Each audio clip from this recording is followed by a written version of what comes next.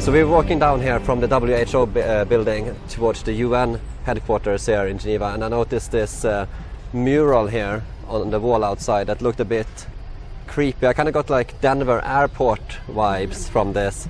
You have the owl, which is usually a cult, using occult symbolism, with the Bohemian Grove, among other things. And I noticed as well this guy here with the WHO symbol, or the snake symbol, carrying people away. Another one here carrying a woman as well. I kind of get like a very creepy feeling that the UN, they're supposed to be like this world government that watches over people, kind of driving force. Yeah. Yeah. What do you make of it? No, you were absolutely right, Peter, to point out the symbolism of the owl, and you mentioned Bohemian Grove. In general, across Freemasonry, it's a very common symbol. Yeah. And as you said, also generally in the occult. But no, absolutely, the mural itself does have creepy vibes. Yeah. And supposedly, according to the artist and the UN and the press releases surrounding the mural, it was all about showcasing the diversity of the world, and how we had a mission, a collective mission to come to the aid of all peoples across the world. Again, very lofty ideals. It sounds nice, it but sounds nice. It just seems like a cover for a more sinister thing in reality, you know. Like the UN itself and like the WHO itself, 100%. They use all these positive terms to hide something that is much darker underneath. And this was made in 2009. From what I just saw online. So, looking back, that was only, 14 years ago, but looking back way before, even at the inception of all these organizations, it's always been the case, trying to promote world peace. The fresco, the title of the fresco is actually a fresco for world peace. Yeah. And it's always been the same narrative from the start. Yeah. And also, I don't know if I just saw something that looks, I don't know if I'm seeing it wrong, does that look like a guy with wings, perhaps? Like angel-like, supposed to be on that image right there, perhaps? Like carrying... Savior like type. Like the WHO or the saviors lifting people away. Yeah.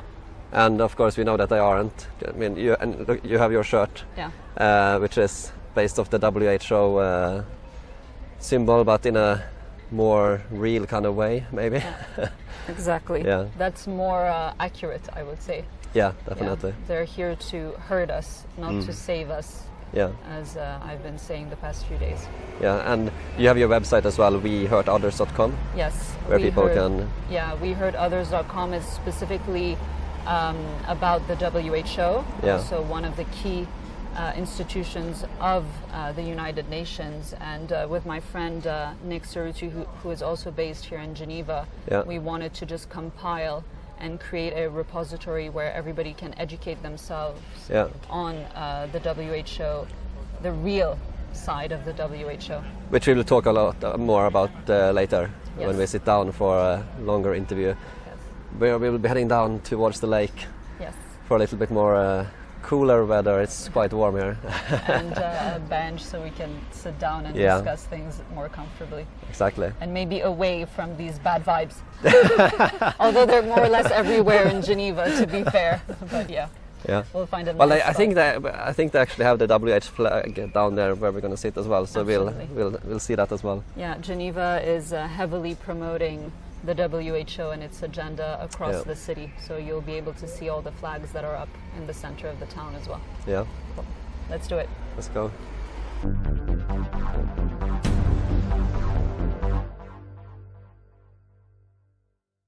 Yeah, so even the League of Nations had a health organization, which is actually the predecessor to the World Health Organization we know today under the UN. And even then, that body was driven by so-called foundations and philanthropic vehicles. I mean, specifically, we're talking about the Rockefeller Foundation here. And they were the driving force behind the League of Nations health organization back then. I came across certain correspondence, from 1922 between a director of the Rockefeller Foundation International Health Board, stating that we needed to recognize the limitations of nation states in dealing with certain health matters of an international nature. So the narrative 101 years ago from that correspondence that I found was exactly the same as the narrative that they're using today, stating that these so-called health emergencies and these so-called pandemics show that there needs to be international coordination and there needs to be a supranational body like the WHO in order to manage, respond, prepare, prevent. They have all these terms, these types of crises. And you look at the WHO documentation today and it's all about this, and we can go into that a bit more during our conversation.